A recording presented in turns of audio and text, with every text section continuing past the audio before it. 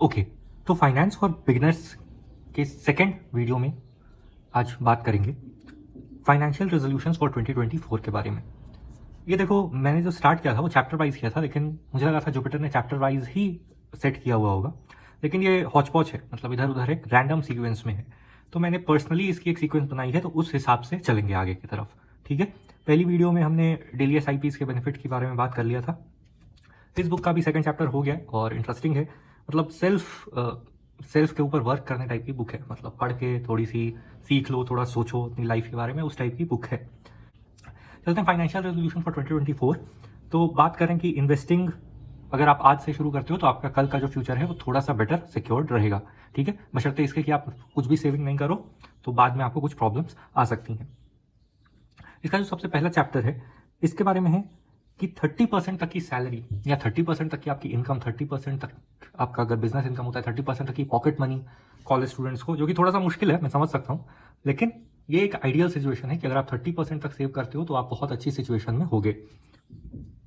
Save कहाँ करना है उसके बारे में आगे वाली 2 स्लाइड्स में है, लेकिन बेसिकली अगर आप सिर्फ अपने सेविंग्स अकाउंट में ही सेविंग छोड़ देते हो तो आपको सिर्फ 2.5 से 3% का इंटरेस्ट मिलता है कम से कम। ये टच इशू है, सॉरी, कम से कम नहीं भी तो आप उसको FD में या किसी ऐसे ऐप के थ्रू FD में जो अप टू 7%, 8% तक का इंटरेस्ट देता है, या अगर आपके पास अभी तक कोई भी क्रेडिट कार्ड नहीं है तो उस FD को आप FD क्रेडिट कार्ड के FD में लगा दो, तो आपको डुअल बेनिफिट मिलेगा, एक तो FD का बेनिफिट और एक क्रेडिट कार्ड का बेनिफिट। मैंने जब स्टार्ट किया था तो मैंने इसी समझ से शुरू किया था और मेरे लिए वो बेनिफिशियल भी रहा। सेकंड है कि वेल्थ क्रिएट कैसे करेंगे। अब देखो, आपकी महंगाई भी बढ़ रही है, अगर आप सिर्फ 30%, अगर आप 3%, 5%, 7% मान लो, चलो उस पर सेव करके आप छोड़ते जाते हो, तो क्या आप महंगाई को बीट कर पाओगे लॉन्ग टर्म में, मतलब आने वाले 10 सालों में, आने वाले 15 सालों में? तो आंसर है इसका सिंपल नहीं। ठीक है, क्योंकि महंगाई आपके सेविंग रेट से ज़्यादा तेज़ी से बढ़ती है। ठीक है, बढ़ रही है, आने वाले में कुछ भी हो, लेकिन अभी तक के हिसाब में बढ़ रही है आपके सेविंग्स अकाउंट से तेज़ी।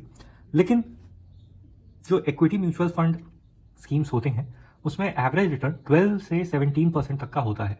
ठीक है, आप एकदम ही लो रिस्क टाइप के फंड्स में इन्वेस्ट करोगे जिसमें कोई डेब्ट का भी हिस्सा होगा तो आपको अराउंड 10-12% का इंटरेस्ट मिलेगा, और आप जैसे जैसे ज़्यादा रिस्क फैक्टर अपना इंक्रीज करते जाओगे तो आपको 17-18% तक का भी रिटर्न मिलता है। तो इसलिए इसने एक एवरेज करके बता दिया कि भाई 15% तक आपको मिलेगा। तो अगर महंगाई आपकी 8% से बढ़ रही है, 7.5% से बढ़ रही है, तो भी आपको डबल के रेट से आप अपनी इनकम जो है वो ग्रोथ कर पा रहे हो। ठीक है, तो आप महंगाई से बेटर लड़ पाओगे आने वाले सालों में। ठीक है, एक चीज के बारे में और बात होती है कि भाई इस मनी की वैल्यू ही क्या रह जाएगी। तो देखो, इस मनी की तो वैल्यू भी रिड्यूस होगी, इसलिए तो हम लोग मैक्सिमाइज करना चाहते हैं अपने रिटर्न्स। समझ में आ रही है बात कि अगर मान लो कि 7% से आपकी महंगाई बढ़ गई है ना, और 3% आपने गेन किया, लेकिन 3% से पैसे की भी वैल्यू कम हो गई, तो 10% भी आपका जीरो हो जाएगा। तो इसलिए हम लोग कंफर्म तो नहीं बता सकते कि आने वाले टाइम में क्या होने वाला है, तो हम लोग ट्राई करेंगे कि अपने इंटरेस्ट को, अपने रिटर्न्स को मैक्सिमाइज कर सकें ताकि वो बीट करने के हालत में रहे या एटलीस्ट बाकी लोगों से बेहतर हालत में रहे।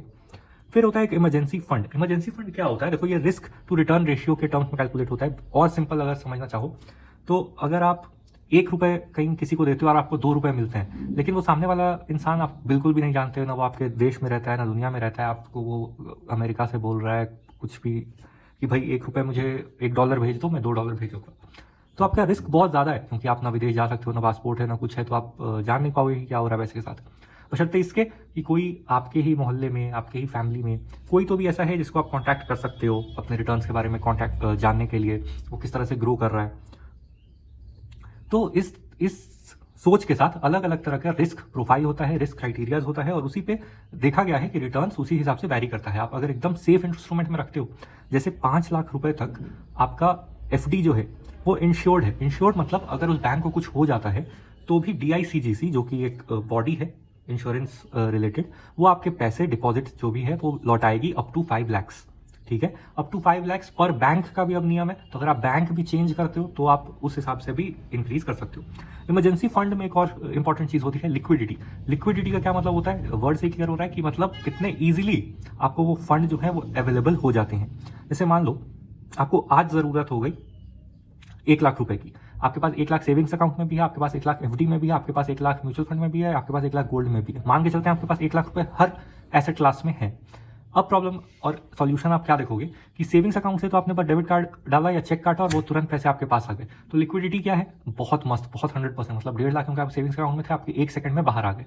ठीक है। सेकंड कंडीशन, 1 लाख रुपए आपके एफडी में है, तो उसमें क्या है कि एफडी के लिए आप एफडी ब्रेक करने का प्रोसेस के लिए अप्लाई करोगे, वो ब्रेक होगी, हो सकता है उसमें अप टू 3 वर्किंग डेज लगे अकाउंट में क्रेडिट होने, इस तरह के नियम हो सकता है। अगर आप प्री मैच्योरली एफडी ब्रेक करो तो उसका कुछ पेनल्टी हो, है ना। इसी तरह से म्यूचुअल फंड हो सकता है, वो सैटरडे संडे तो ऐसे भी मार्केट बंद होता है, तो उस दिन तो वो कुछ भी करेगा नहीं, तो आप जब भी रिक्वेस्ट डालोगे तो वो किसी नेक्स्ट डे प्रोसेस होगा। इस तरह से हम लोग रिस्क और रिटर्न रेशियो को कैलकुलेट करके, और जो अपना इमरजेंसी फंड है वो एकदम सेफ इंस्ट्रूमेंट और लिक्विड इंस्ट्रूमेंट में डालते हैं। कोशिश करनी चाहिए कि आप किसी अच्छे एफडी रिटर्न्स वाले एफडी में ही डाल दो, तो आपको पता रहेगा कि भाई ये इंश्योर्ड भी है, ये 5 लाख तक के पैसे, और आपको लिक्विडिटी भी बहुत बेहतर मिलेगी। ठीक है। लास्ट जो आते हैं वो है टैक्सेस सेव करने का। अब देखो, इंडियन गवर्नमेंट के थ्रू ही हमें बहुत सारे ऑप्शंस दिए गए हैं टैक्स सेव करने के। ये न्यू टैक्स रिजीम में कम है, मतलब न्यू टैक्स प्लान बोल लो, रिजीम अगर आपको कंफ्यूजन लग रहा है। और जो पुराना टैक्स प्लान चल रहा था उसमें ये बहुत ईजी था। तो अभी तक तो आपके पास ऑप्शन है कि आप खुद से ऑप्ट कर सकते हो ओल्ड टैक्स प्लान या न्यू टैक्स प्लान में। एक बार आपने ऑप्ट कर लिया तो वो रहता है कुछ समय तक, जब तक आप स्विच नहीं करते हो। तो अगर आप ओल्ड टैक्स प्लान सेलेक्ट करते हो तो आपको ELSS म्यूचुअल फंड कैटेगरी जो होती है, इक्विटी लिंक्ड सेविंग स्कीम, या जो टैक्स सेविंग FDs होती हैं यानी 5 साल की FDs, वो सब में आपको टैक्स बेनिफिट्स मिलते हैं। ठीक है। टैक्स बेनिफिट मिलने का क्या फायदा होता है, देखो, money saved is money earn. अगर आप टैक्स नहीं दे रहे हो गवर्नमेंट को, जो कि 10% 20% तक भी हो सकता है आपकी इनकम स्लैब के हिसाब से, है ना, तो वो पैसे बेसिकली आपके ही हुए, है ना। 20% अगर आप नहीं दे रहे हो गवर्नमेंट को तो आपके ही हुए।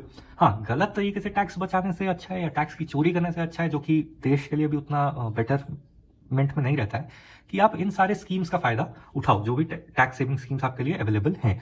किड्स के लिए भी होते हैं, हेल्थ इंश्योरेंस प्लान अगर आप लेते हो तो उस पर भी रहता है ऑप्शन।